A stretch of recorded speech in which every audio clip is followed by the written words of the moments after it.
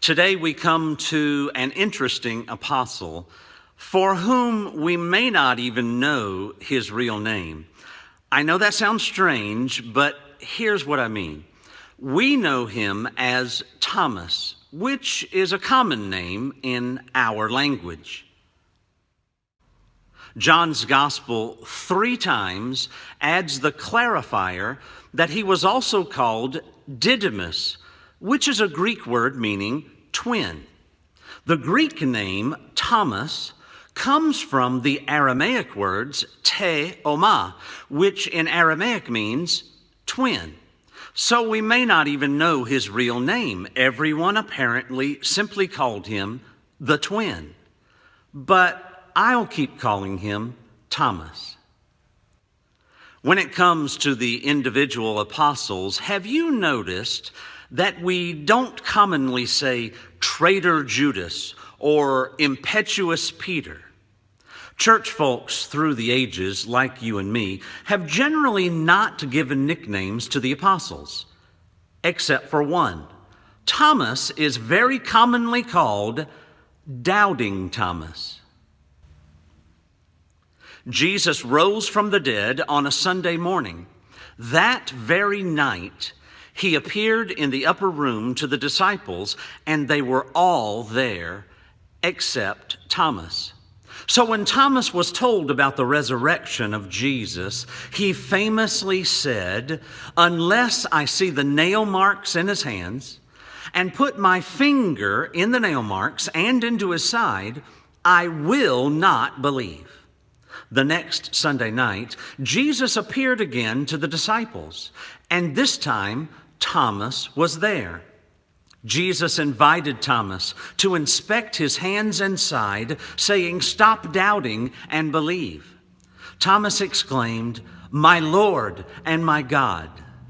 Now, there is so much to say about this.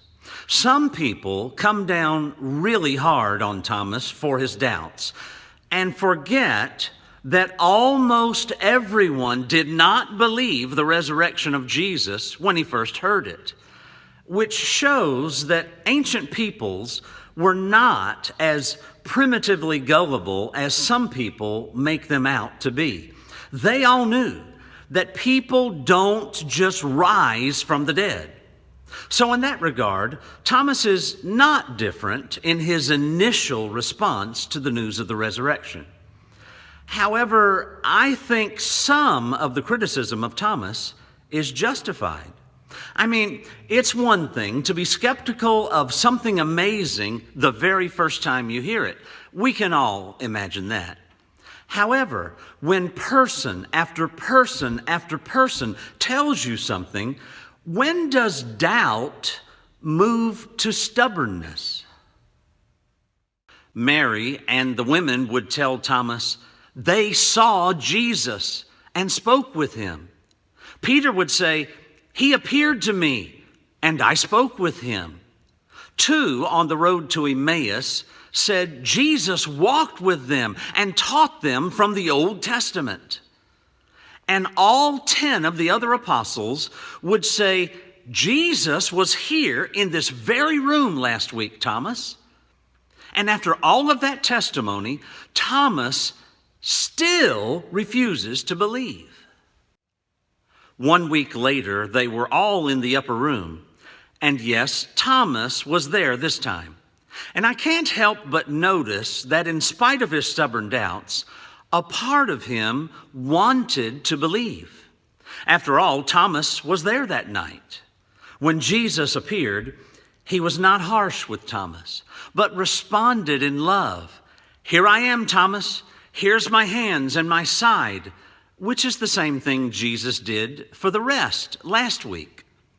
So there's a spiritual lesson here in that Jesus can handle our doubts and questions. And he always responds to people who are sincerely seeking truth and answers, which Thomas, in spite of his hard-headedness, was trying to do. At the very end of this exchange, Jesus then says something very famous.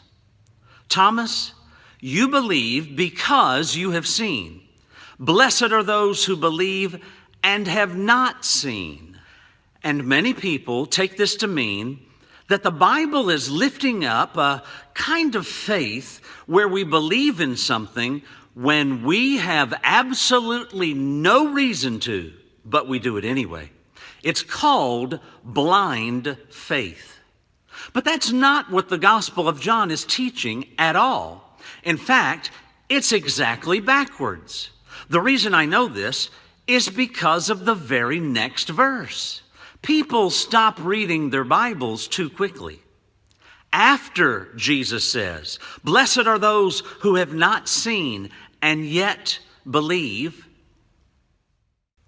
the very next verse, verse 30, says, "Jesus performed many other signs in the presence of his disciples that are not written in this book.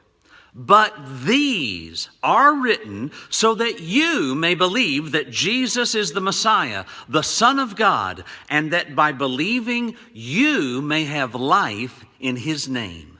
So the Apostle John does not expect you to have blind faith with no basis at all. He operates on the idea that faith should be a response to some kind of evidence. And his evidence is the eyewitness accounts of the gospel itself.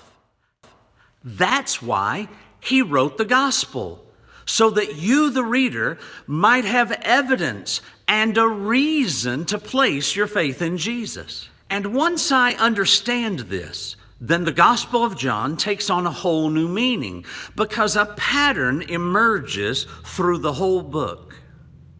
Jesus does a miracle at a wedding, and people believe. Jesus amazes a woman at the well, and she believes. He heals a paralyzed man at a pool, and he believes. He heals a blind man, and he believes. Jesus rises from the dead, and people believe. And the recurring pattern is that people see amazing evidence that Jesus is the Son of God, and then belief or faith is a natural response to what they have seen and learned.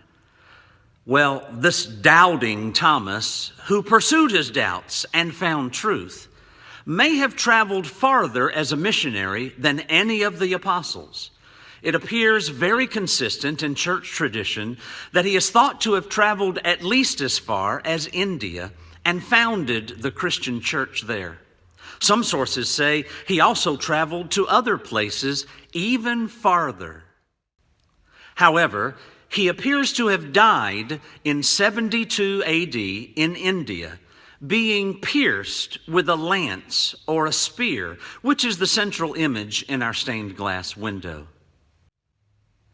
This man, who started with some pretty strong doubts, gave his very life for the certainty of a risen Savior.